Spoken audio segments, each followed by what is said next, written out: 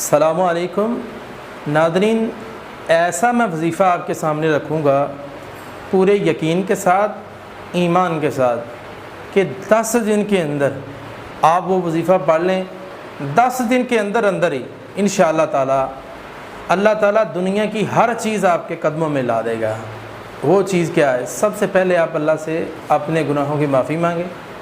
اس کے بعد سورۃ طٰہٰ کے اندر ایک آیت آتی ہے، 3 لفظوں کی ہے وہ، وَأَنَتِ الْوُجُوهُ لِلْحَيِّ الْقَيُّومِ۔ ناظرین اس کو غور سے سن لیں، وَأَنَتِ الْوُجُوهُ لِلْحَيِّ الْقَيُّومِ۔ نہ سمجھ آئے تو آپ ڈسکرپشنز کے ذریعے سے بھی یہ آیت حاصل کر سکتے ہیں۔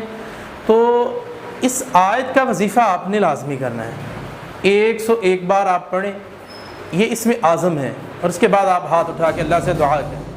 دعا کیا کرنی ہے؟ اے پروردگار عالم، مجھے